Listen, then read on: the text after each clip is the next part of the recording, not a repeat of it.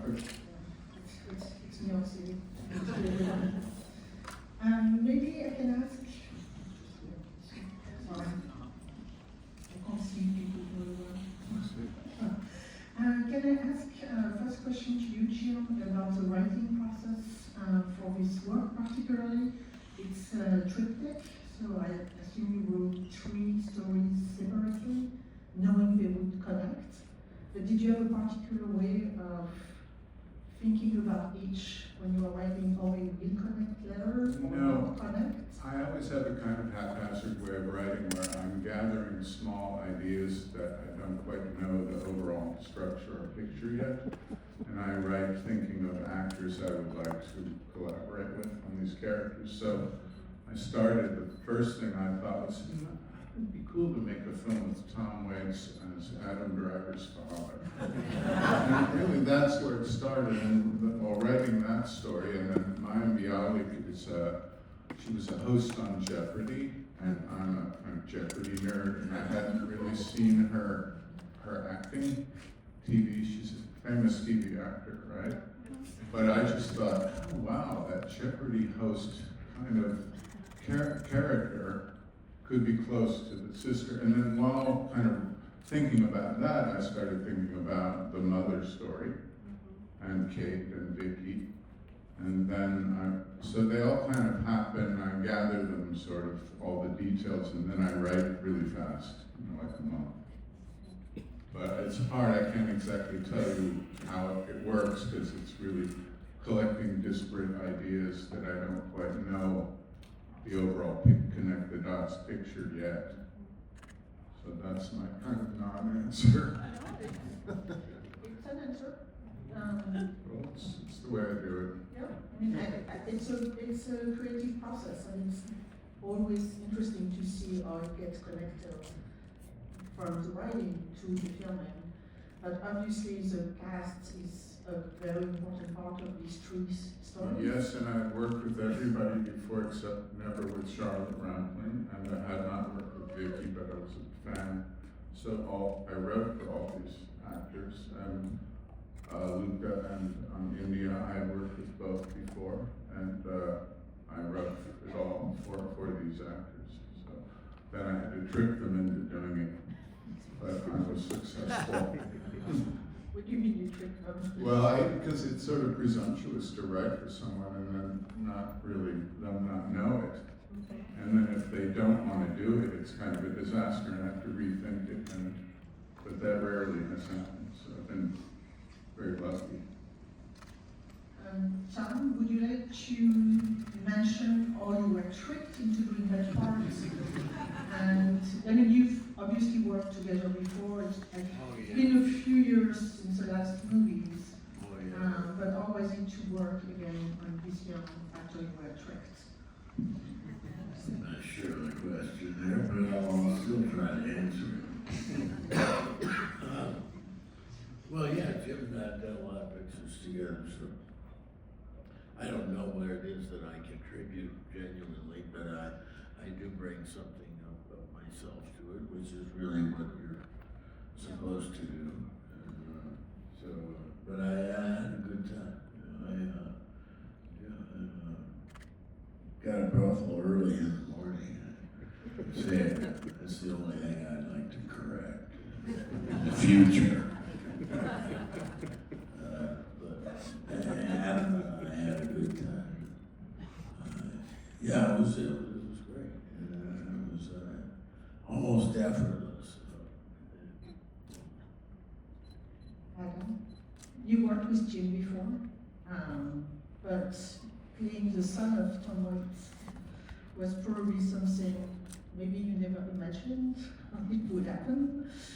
Can you talk about the work on this film and what happened when you met Tom and working on the set? We had met briefly on the Dead Don't Die, and then yeah, for me, Jim is just anytime he calls about anything, I'm in, regardless of what it is. If it's you're there to be wallpaper, I'd be interested in doing that. He's one of my favorite directors of all time. He's one of my favorite people So to me, there's no question. And the cast, you know, do it with Tom. He's incredible. He's an amazing actor. Mayim, I didn't know at all. She was great. The writing is always great. Jim is very particular about what's in the frame, so you come very knowing that someone's paying attention, and there's no detail that's too small, and it all is worth it, and it makes it in. So you know, he is for me, you know, the great filmmakers of all time. So that I'm always in, and the cast are always in. So it's not much to think about. Well, I could say, oh, Adam, money for that. Thank you. I have some irony questions. What's not the first part that you shot, I believe, even though it's the first one we see in the film, but you shot the American parts?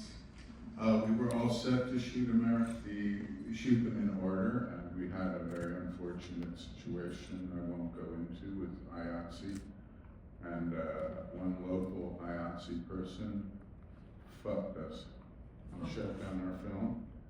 I lost a lot of money, and then had to move the production to shoot first in Ireland, then come back and shoot in the US, and then go back and shoot in Paris. So I have a very bad feeling still from this. It was very unfortunate, and my next film I'm not shooting in the US, partly for this kind of reason. And I'm not anti-union, believe me. I'm in the Guild. I used to be in the United Sheet Metal and Aircraft Workers Union, which paved my way to Columbia, etc. So it's not like it was just a particular thing that was not kind of crushed a handmade film that I resent. So there, I said it. But you already went to shoot in Ireland with Vicky, Charlotte, and Cate. Yes, we shot that quite first. fast, or was it really able to do this really fast when the first part was shut down? Yeah, we had to go to Ireland to do all our preparation there for that shoot, as we did for each of the chapters. We had like a week or two of prep, and then like 2 weeks to shoot, or 10 days maybe. So yes, we had an excellent crew in Ireland, and part of our French crew, Indya.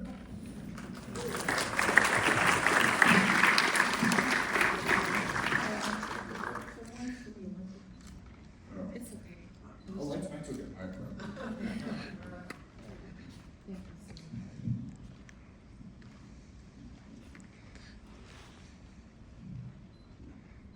I wanted to go into Vicky since we were just on part 2, which was shot first.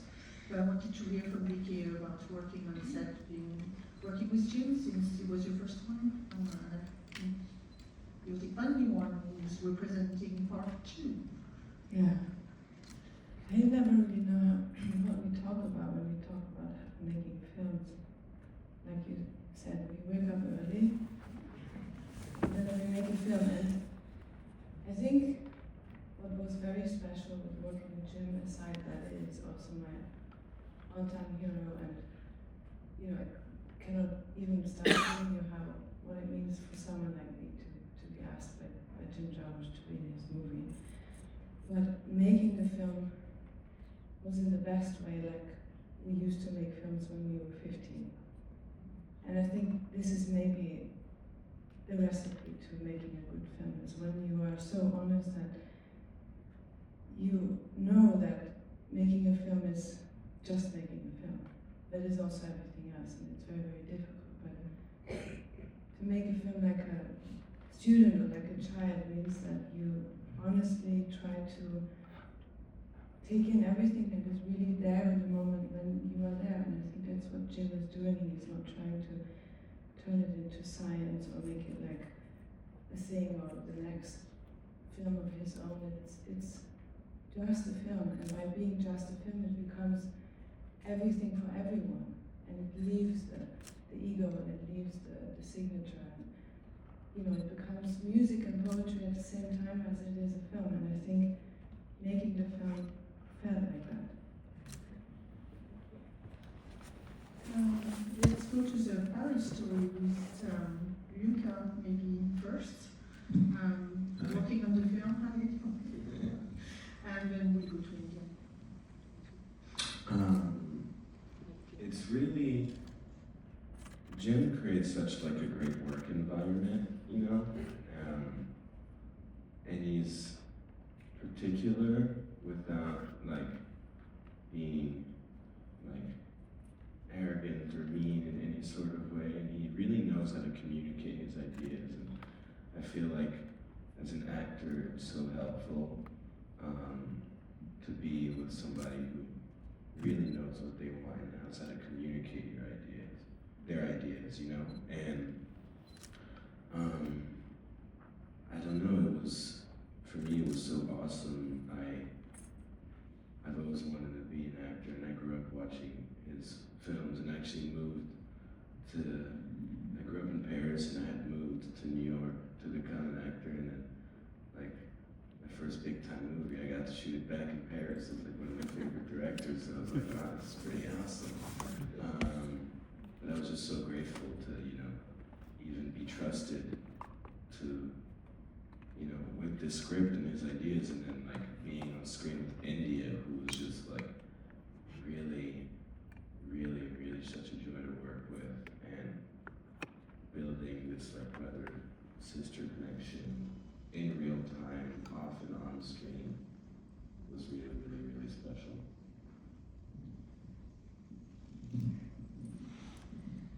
I love you, Luka. Love you too. I guess I want to really piggyback off of Vicky and Luka. You know,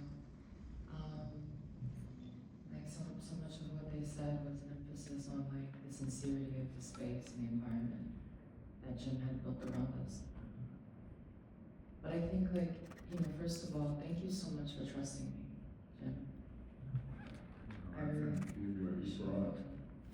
Thank you for trusting me. Thank you for having me. I got to do my best work on Jim's film. It was my best work because all of the years of experience that I've had come up to that moment in the discipline that I learned to acquire. I got to really, really fill out my space on set to really, really embody this character. But when it comes to my instrument as an artist, what I find is that I'm able to provide the most sincere reflection of whatever human experience I'm reflecting as an actor when the environment supports that. And I think oftentimes, you know, when you approach art from a corporate capacity, it's very easy to forget about the needs of the artist, the humanity of the space, the compassion, the respect that is necessary for everyone, from 1 to 110, up to the bottom of the call sheet. And I think that a lot of people in power sometimes, when it comes to creating, they get caught up in controlling the environment. And they lose track of what it means to take care. And I think what Jim did, he curated a safe space through his intention to bring out the best of our humanity in this world. I felt respected. There was food. People were kind. I made so many friends. Everyone's really easy. You know, and I'm also very vocal. I'm a very vocal artist. You know, I don't just tell people stories on screen. I talk about them in real life. And I think that for some reason that scares people. And so, for me, I don't compartmentalize humanity outside of my work or in it. As an actor, you have to understand how they come together in a relationship to it. But in order to be able to be in a space in your body where you can explore that, those connections, you have to have the support of a wonderful person who's empowered like Jim, you know? And it really, really matters Nobody wants to work on set feeling like they're afraid to piss someone off. You know, you can't be in a space working out of a place of fear. It's not where our best work comes from. It actually comes from love. It comes from respect, and it comes from encouragement. And so I want to, you know, provide emphasis on what the environment that I had the privilege to work in with Jim and Luka, because these kinds of environments are exactly what set artists up to do their best work on and off screen. Luka, I'm trans. Men aren't always comfortable showing me affection. And I feel it. I feel it. It's very unnerving when it happens because I forget. You know, I forget that I'm trans sometimes, and other people don't. So I was just awkward and worried about what it would be like to receive the affection from someone like Luka within the container of a sibling relationship. My experience growing up with my siblings was very different than the narrative that we built around our relationship as siblings. And that was healing to me. It was healing to me. It gave me something to bring back home to my brother. And if your work as an artist, I only want to do work as an artist that affects me in my life in this way. I want to be changed by the work that I do. And I gotta tell you, working on set with Jim, coming out with another brother, it was better than ceremony. It was better than that ayahuasca trip, you know, wherever it went on, probably was. It was so good because it was true. And in telling a story about family, masking and unmasking, and what does it mean to be sincere, and what do you get out of that in the relationships when you show up with truth? It's risky, but you never know what other people have inside of them that they need so badly to be reflected in the person in front of them, to feel like they're enough. And I got to experience that on set with everyone that I got to work with, and I'm so grateful. Thank you, Jim. And I just have to add, they are remarkable, and what a gift to work with all of you guys and our crew. You know, we work very, very focused, and we were very focused and worked very, very hard. But all of our crew were treated equally, and we don't have a kind of hierarchy. And so we have a certain feeling on set. It's very important to me where everyone is of equal importance. We don't interfere in each other's jobs, but we were very focused and we worked very hard. In this film, I would go back to the hotel sometimes exhausted by, I'll tell you, it's a lot more complicated to be studying someone's slight gestures and their eyelids, etc., than having 12 zombies come out of the graves, you know? That's easy. So all these details, and the film is constructed very, very carefully to accumulate as 3 movements in one piece of music, you know? So thanks to everyone who collaborated on this film. That's why our feeling of shooting was good and positive and very focused. You know, we worked really hard. But hats off to everyone who helped make this film. And special shout out to YSL, Anthony, and them for supporting us, you know. They really, if it wasn't for them, I wouldn't have met Jim. That's right, because we met working on a short film for Saint Laurent some years ago. And they asked me to make a short, sort of surrealist film, anything I wanted, and we did. And we worked together with Chloe Sevigny, Charlotte Ginsberg, and Julianne Moore, and we had fun making that little film together. And that's where we met. It's about French water. It's called French water.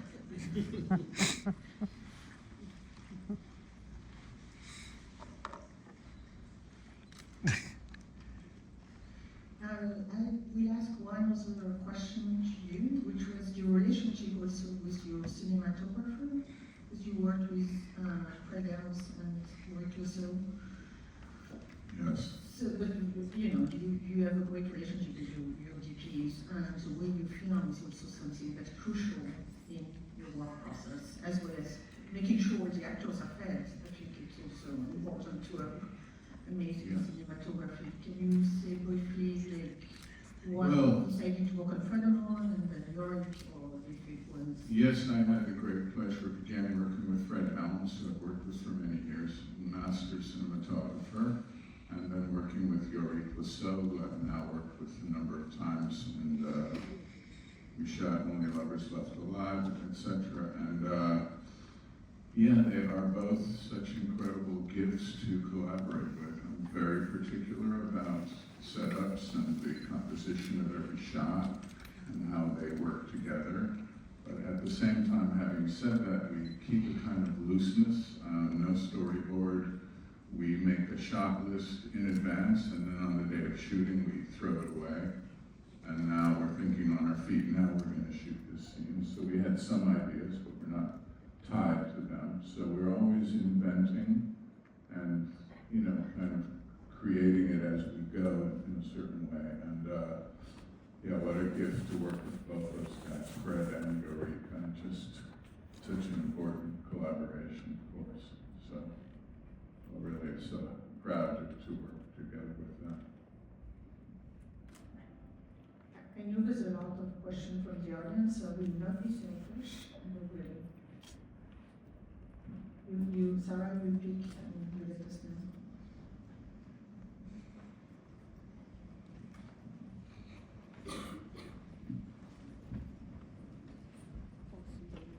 Hi, thank you so much for being here. My name is Rachel Shaw. I am a senior at Columbia, and I just have a question for Jim about just like the filmmaking process and being at this stage, because I think it's such an interesting point where, you know, you're after the fact, the film is created, it's shipped off, it's being screened, and like how at this stage you feel looking back at it, how you feel whenever you have a creative project that is finished, and the process of moving forward with your work in the aftermath of making such a thing. Well, I work really, really hard and give it all I have, and then once I've seen it, we presented the film in Venice at the film festival, and we presented here, and after that, I will see it one time more with a paying audience that doesn't know I'm there, and then I will never see it again. And I do this with all my films. I don't like looking back because we work really, really hard, and you can't change them later. And I always follow the French poet Paul Valéry. He said, "A poem is never finished, only abandoned." And you could edit forever and ever. So I really try to focus. I work with Afonso Gonçalves, the master editor. And and Bob Hine, sound designer, you know, so once the film is finished, and I've seen it a couple times, then I'm finished and I'm looking toward the next one. But not everyone's that way, it's just healthier for me. I don't like looking back, but I'm very proud of what we did. But now I'm looking forward. You think people don't know when you're in the audience? No, I make sure I sit in the back or I wear a hoodie or something. You know, There's more sighting of Jim Jarmusch around the world than anything else. Well, you know, I try to hide in the back. Question? Good morning. Congratulations for such a great film. I have always been a fan of your work. This question is for Jim. Though there was a comic tone to the narrative, I felt that it was really deeply said, because for me it was a meditation on how families are broken or distant and lonely and maybe secretive for themselves. They're not comfortable enough to open up about themselves to their own relatives, in this case mother, father, sisters.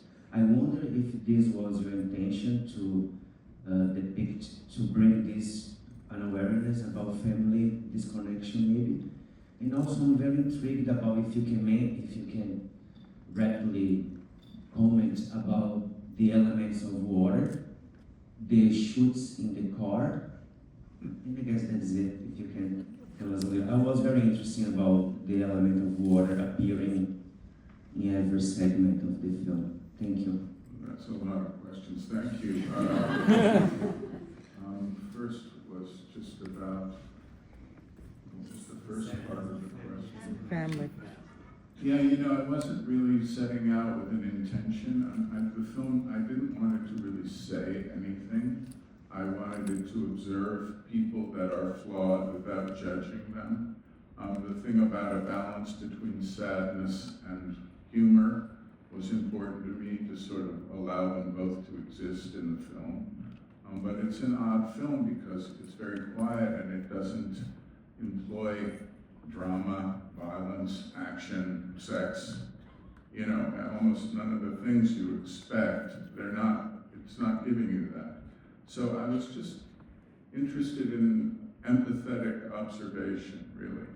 And as far as families, they are very complicated, and I thought it was interesting thinking about it. And again, it's not a big analytical thing a starting point, but more after finishing the film, I thought a lot about how parents they're not upfront with their children for a number of reasons. Either they want to be guides for them, or they don't want to reveal certain mistakes they've made, or they want to be a kind of role model, or there are a lot of reasons why they're not really that maybe upfront about who they are, and I found that interesting.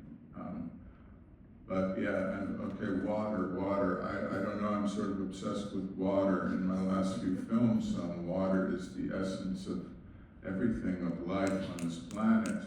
And I did an indigenous girl I was talking to some years ago.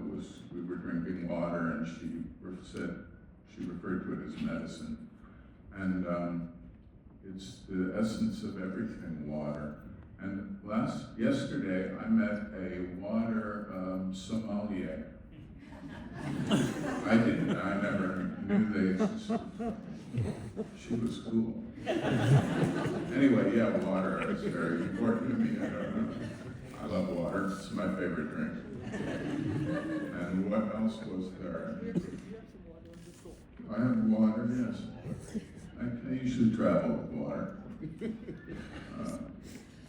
I like swimming too.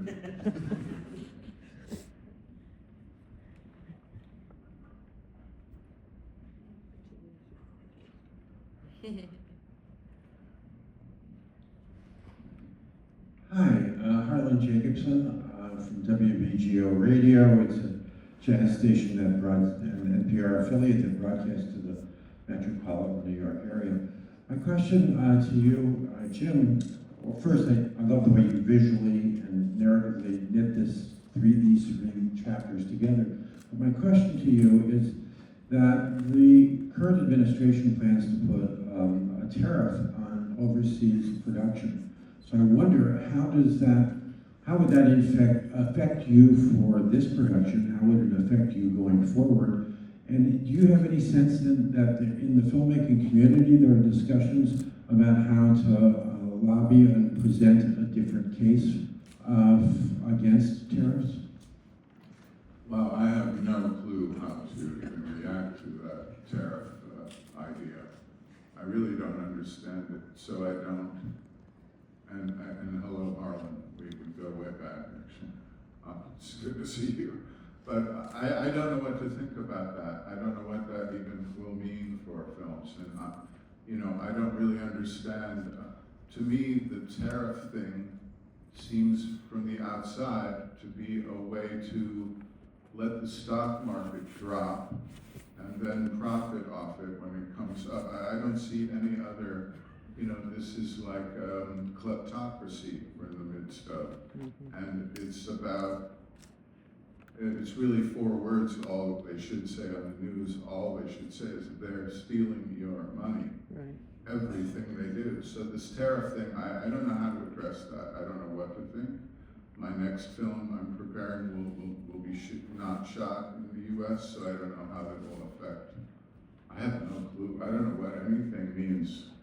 It comes from this administration. I have no idea how to respond to that. I'm just going to make what I make and worry about it. That's really kind of not my problem.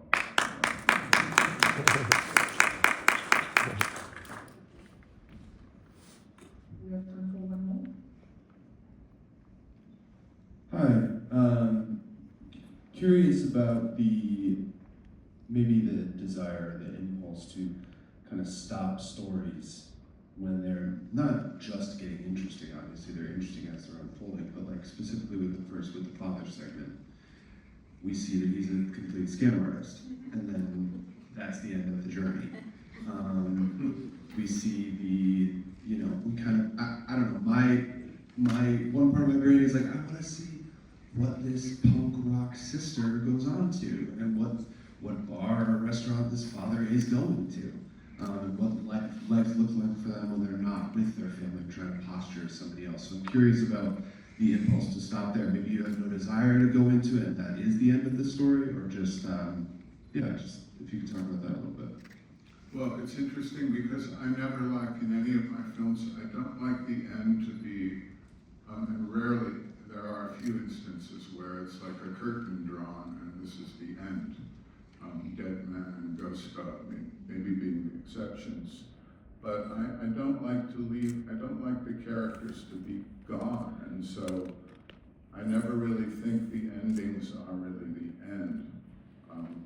And in this case, it's very carefully constructed, a cumulative film with three sections. So where they end is, for me, was the point to move to the next movement of the piece of music. So, but I'm happy you say that. I too would like to see where did he go for the restaurant, and what was the rest of the evening like, and what happened to the kids when they went home and told that, talked about seeing their father, so I like imagining what would happen after the fact, but it wasn't part of my conception as putting it on the screen, so.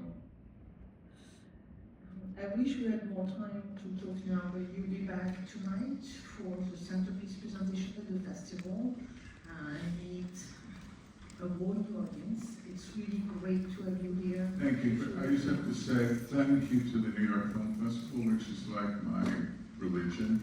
It's like going to church for me. It's such a fantastic thing. I'm part of New York, And thank you. This cast, it was just incredible to work with. And they all work in different ways. It's not all one way to work together. We found our way, each of us together, and so generous and attentive and beautiful to get to work with all of them. So I am really indebted to them because they embody some silly thing I imagine, and then I get to create it with this collaboration with these incredible people. So thanks to you guys, man. Thank you.